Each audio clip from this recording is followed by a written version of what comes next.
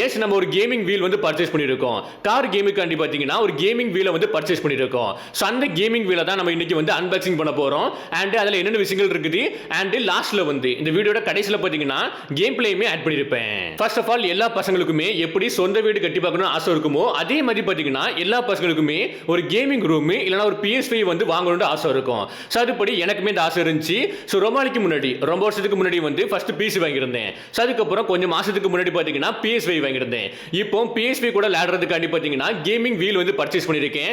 இது பார்த்தீங்கன்னா trust மாஸ்டரோட T300 already தனியாக பார்த்தீங்கன்னா அன்பாக்சிங் பண்ணிட்டேன். ஸோ அதில் வாய்ஸ் ஓவர் கரெக்டாக இல்லைனால தான் பார்த்தீங்கன்னா இப்போதைக்கு தனியாக வந்து வாய்ஸ் ஓவர் கொடுத்துட்டு இருக்கேன். அண்ட் அன்பாக்சிங் வீடியோ பார்த்தீங்கன்னா சைடில் வந்து ஆட் பண்ணிப்பேன். ஸோ இடையில நீங்கள் பார்ப்பீங்க என்னென்ன விஷயங்கள் இருந்துச்சு, லைக் அந்த கேமிங் பாக்ஸுக்குள்ள பார்த்தீங்கன்னா என்னென்ன பொருட்கள் இருந்துச்சு அது எல்லாத்தையுமே தனித்தனியாக காமிக்கிறேன். நான் ஆல்ரெடி வீடியோ எடுத்து வச்சுட்டேன். அந்த பாக்ஸை பொறுத்த வரைக்கும் அந்த அளவுக்கு பெருசாக ஏகப்பட்ட விஷயங்கள் இல்லவே இல்லை. ஜஸ்ட் மூணு பொருட்கள் தான் இருந்துச்சு. அதை அட்டாச் பண்ற மாதிரி இருந்துச்சு. அட்டாச் பண்ணி டைரக்டா PS5 கனெக்ட் பண்ணாலே வந்து ஆக்டிவேட் ஆயிருது. சோ அது மூலமா வீலுமே ஒர்க் ஆக ஆரம்பிச்சிருது. சோ நான் வந்து கியர் போடுறதுக்கான பெடல் வந்து பர்ச்சேஸ் பண்ணவே இல்லை. இதுவே ஆல்ரெடி ரொம்பவே அமௌண்ட் இருந்துச்சு. சோ அதனால அந்த பொருள் இப்போதைக்கு வாங்கவே இல்லை. லேட்டரா வந்து நமக்கு தேவைன்னா வந்து வாங்கிக்கலாம். பட் இப்போதைக்கு இதை செட் பண்ணதுக்கு அப்புறம் எப்படி இருக்குன்னு சொல்லிட்டு பாத்தீங்கன்னா தரமா இருக்குது. ரியல்ல ஒரு கார் ஓட்டினா எப்படி இருக்குமோ அந்த அளவுக்கு தரமாவே இருந்துச்சு.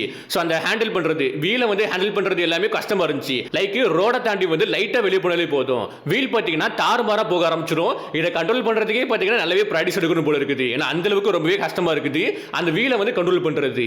நான் பேசிக்கா 2 கேமிங் வீல் வந்து செக் பண்ணிட்டு இருந்தேன். சோ அதுல இந்த த்ரஸ்ட் மாஸ்டர் எதுக்காண்டி வாங்குறதுனா வந்து எல்லா இடத்துலயுமே வந்து பாசிட்டிவான ரிவ்யூ கொடுத்திருந்தாங்க. ரொம்ப நாளைக்கு இது ஒர்க் ஆகும்னு போட்டிருந்தாங்க. சோ அதனால தான் வந்து 4 நாளைக்கு முன்னாடி வந்து ஆர்டர் போட்டிருந்தேன். சோ அது நேத்து நைட் தான் பாத்தீங்கன்னா வந்துருந்துச்சு.